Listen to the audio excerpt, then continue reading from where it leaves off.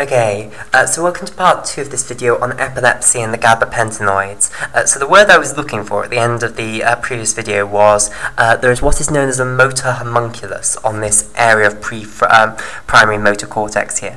So basically, you can plot on this surface of the brain the portion of the body which it actually controls. So basically, the primary motor cortex has neurons in it which are going to make certain bits of the body move. And if you plot on this surface which bits of the body each portion of the primary motor cortex is actually going to make move, then that is known as the motor homunculus. And what you find is that bits near the top up here, they make portions of the body that are lower down move. So right at the top you'll have the feet, then you'll have the lower limb, and then it'll be the abdomen, the abdominal muscles, and then you'll go up to the chest and the arm, and then finally up to the face as you come down. So as you get lower, as you get more lateral, if you like, because the brain obviously slopes down, slopes to the side as well as it goes down. As you get further down here, the portion of the body which these neurons are actually corresponding to becomes higher up, basically.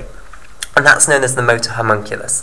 So this epileptogenic focus could be affecting any portion of this primary motor cortex. And if these neurons are going to synapse onto bits of the primary motor cortex, then it's going to induce motion, basically, in their corresponding bits of the body.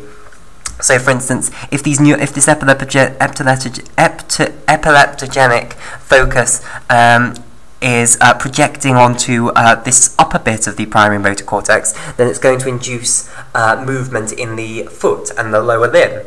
Whereas if it goes more into this middle bit, it might produce movement in the arm. So, for argument's sake, let's say it is projecting into this middle bit where the arm is. And basically what it's going to do is, if all of these neurons are firing synchronously, then it's going to cause all of the neurons in this bit of the primary motor cortex to start firing synchronously.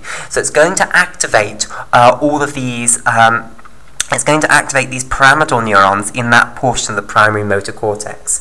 Now, if the pyramidal neurons fire, then they're going to project down onto what are known as lower motor neurons. So let's discuss what happens to the pyramidal neurons next. So, if we now draw a slice of the brain, so this at the moment is the brain viewed from the lateral side. We're viewing it from the right-hand side, basically. So this is the anterior bit, this is the posterior bit, and effectively you've got someone's face here.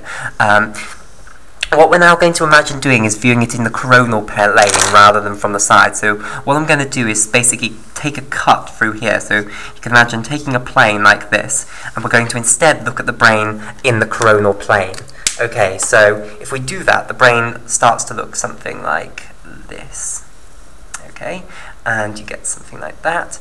Okay, so this bit is the bit corresponding to up here. This lower bit corresponds to the temporal lobe down here. So this is what is known as the parietal lobe. Or actually, no, we're probably in the the frontal lobe now, because we've passed the central sulcus. So yes, we're in the frontal lobe, because in front of the central sulcus is the frontal lobe. Behind the central sulcus is the parietal lobe. So here is the frontal lobe here. Here is the remaining bit of this temporal lobe down here.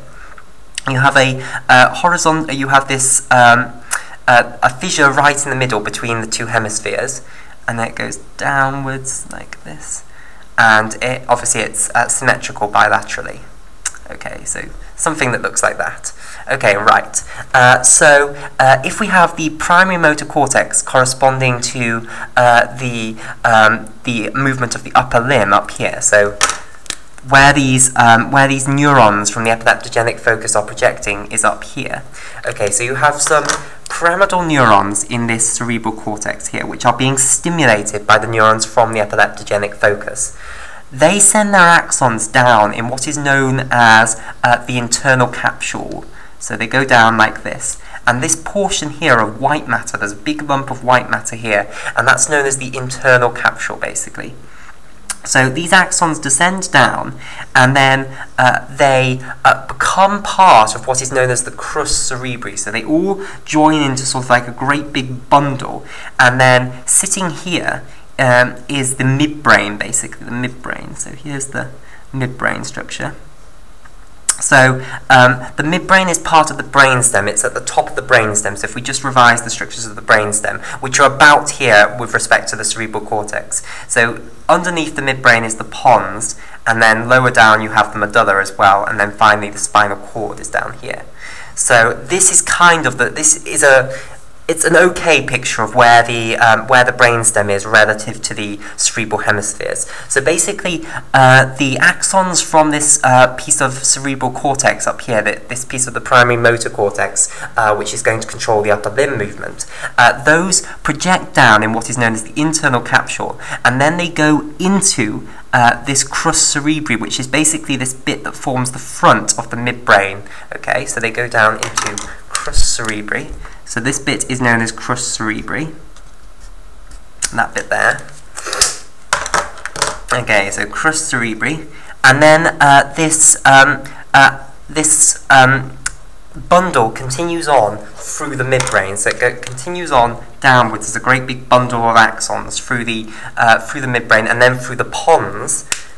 Okay. And this bundle has two names. Either it's known by its old name, which is the pyramidal tract, or it's known by its more modern name, which is the corticospinal tract. So this is the pyramidal / corticospinal tract. Okay, and it's going to descend on further through the pons. So if you take a cross section of the pons, you can see it right at the front. It's a big white matter bundle. Okay, and then you can see it even without taking a cross section of the medulla. If you just look at a medulla on the outside, if you're in anatomy and you have a medulla, then you can see the corticospinal tract, because it runs right down the front of the medulla and makes a visible landmark known as the pyramids. So these two evaginations of the medulla on the front are known as pyramids, and basically what they correspond to is this corticospinal tract running through. So the corticospinal tract comes through the pyramids, and then finally at the bottom of the medulla, so there's another one on the other side obviously, so I'll put the other one on the other side.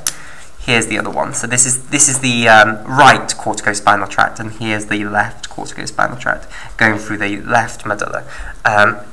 And obviously it would have the left crus cerebri here, and you'd have the left internal capsule going up to the primary motor cortex.